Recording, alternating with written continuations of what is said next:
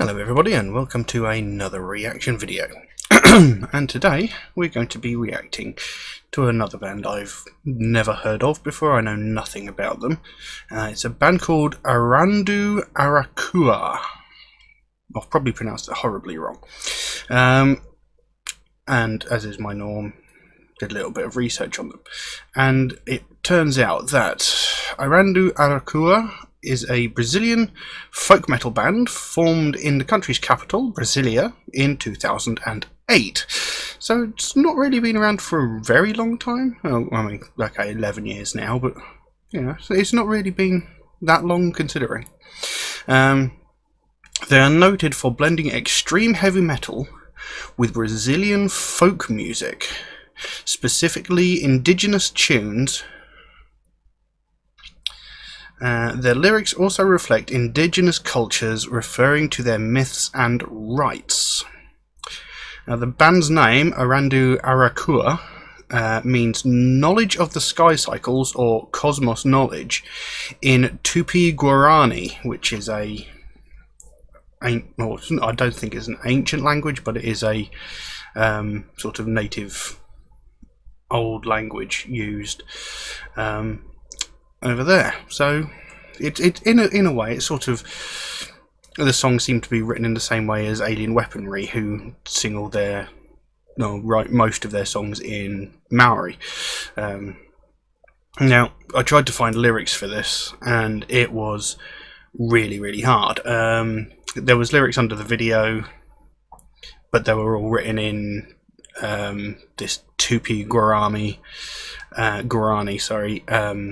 language, and I couldn't find any way to translate it. I searched high and low for a translation. It was really hard, but I did find one, but I don't know how accurate it is. As I understand, the video itself does also have subtitles or closed captions, whatever you prefer to call them, so they should be displayed on the video as well, so I can go by that and by the translation I have and see how closely it you know, how close the translation is. But then again, who's to say that the closed captions are accurate either? So who knows? We'll find out. I'm very intrigued to see where this goes. So, because like Brazilian folk metal mixed with extreme heavy metal sounds like it could lead to be something quite interesting. So, without further ado, I think we'll get to the video. I'll put a link to the original video in the description below. And as I said, I've got the lyrics up here, so I'll see if we can find anything behind, and any meaning into it. And yeah, let's go to it. So I'm not even going to try and pronounce the name of the song because it looks like it's called Îasy, but it's got like a little accent over the, I'm guessing it's an I. So, but yes, Arandu Arakuaa. Let's go.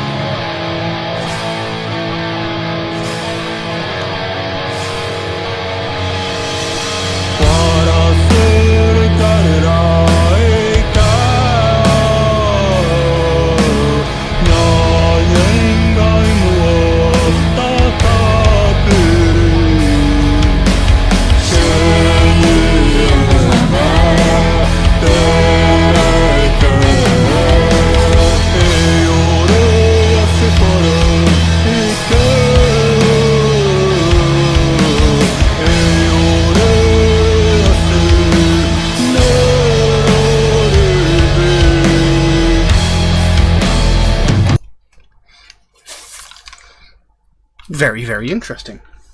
Very, very interesting. I mean, the song went straight into it, didn't it? It's immediately, straight into the heavy riffs, straight into the music. There was no build up to it. There was no sort of, it just went straight into the heavy riffs. And the music is really good. It's quite heavy. It's got some nice riffs going on it. There are little bits where it seems to be, I wouldn't say so much disjointed, but it seems to change up quite a lot. There's a lot of different riffs going on, and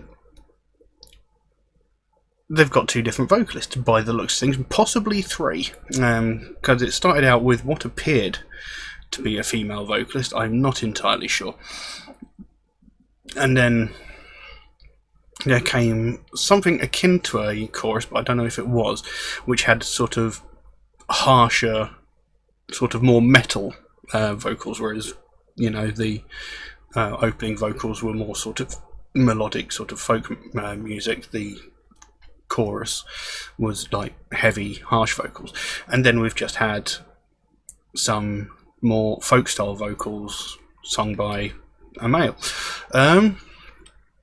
As for the meaning of the song, it seems to be one of these tracks that would be like, well, it described their lyrics reflecting their cultures, their myths and their rights, and this seems to be the sort of, it seems to be talking about one of their rights by the looks of things, because it opens with, "Look, mother, to your children, here I am standing, I live by your teachings, my mother, moon, oh moon, moon, oh moon, moon, oh moon. After the sunset, here I am standing, we've already sung by the fire. Come into my heart, come beautiful moon, here I am standing, come moon, rejoice." So, it sounds like they're, it sounds like one of their rituals or rites, like, or almost like a prayer to Mother Nature, to the moon. It seems to be that sort of thing. Normally the sort of song that you would associate with folk music, or oddly enough black metal, because they seem to sing a lot about this sort of thing as well. So it's very interesting, very, very interesting. But it's a bit strange when you look at the video though, because they're talking about like being Brazilian, Brazilian folk music, and they're like really into their native culture, but the way they're dressed and like the makeup and stuff like that, they almost look like Native American Indians. So it's very interesting. But then saying that I don't know much about like old Brazilian culture, so they might have shared a similar aesthetic. I'm not sure. I think we'll carry on, see where this goes. So it's very, very interesting.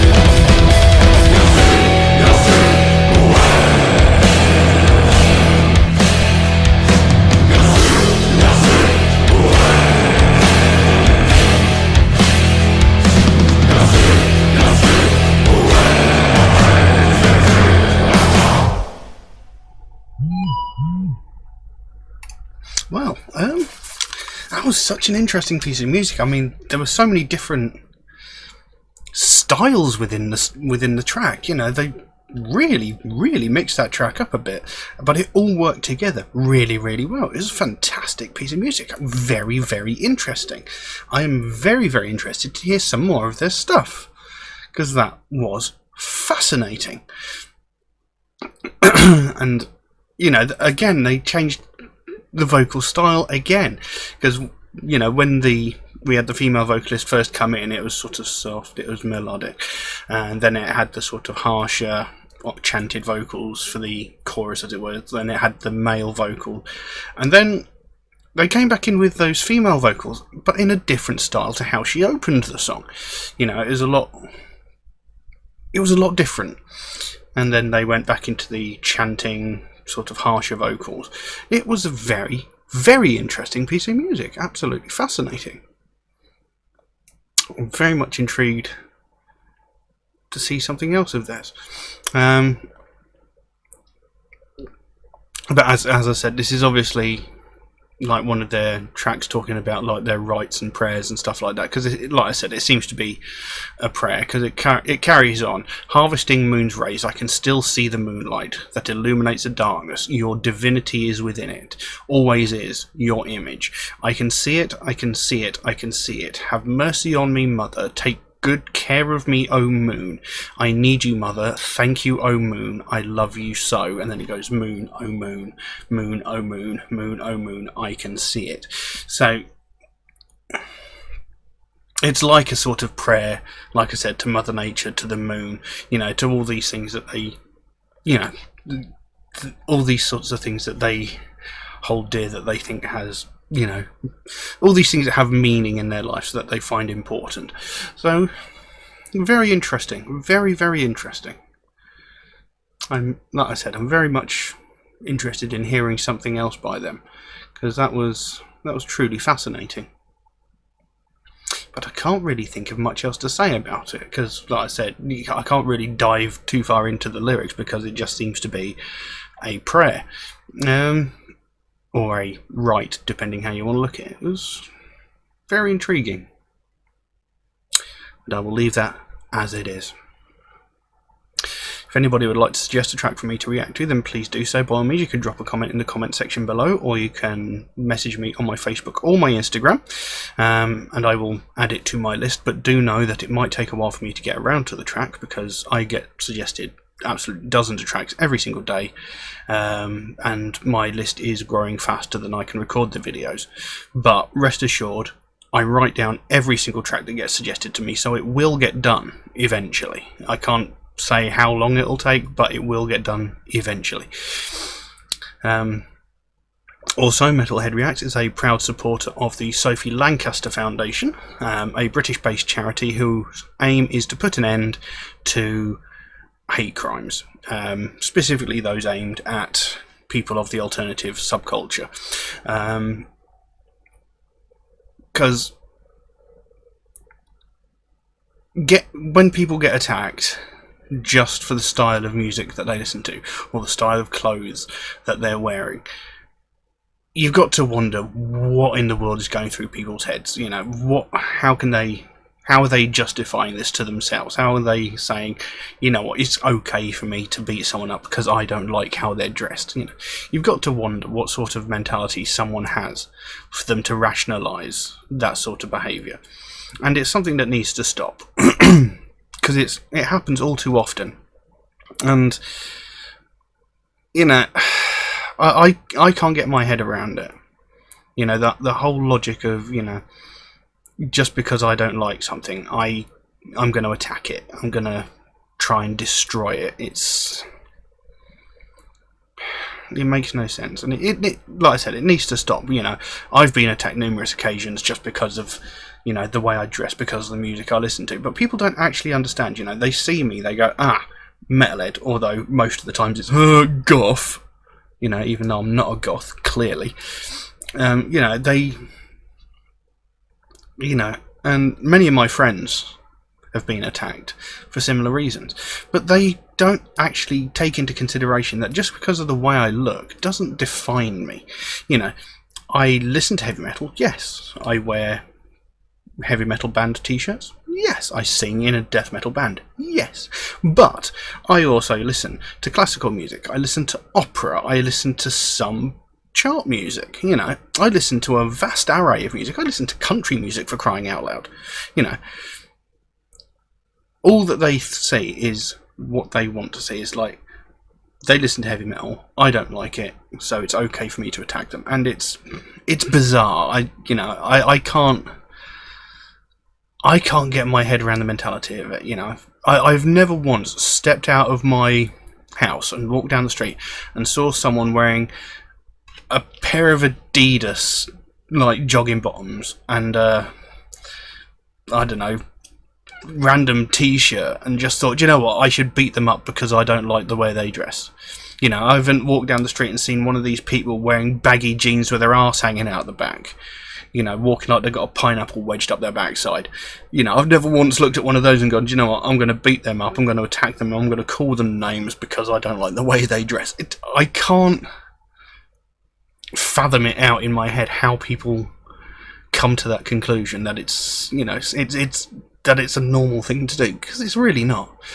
And you know, it's something that needs to stop. I think it's a very worthwhile charity. And if you know the story about how the foundation came into being, it's a very, very tragic story. And you know, it does sit and make you think, you know, people are really like this. You know, how can people be like this?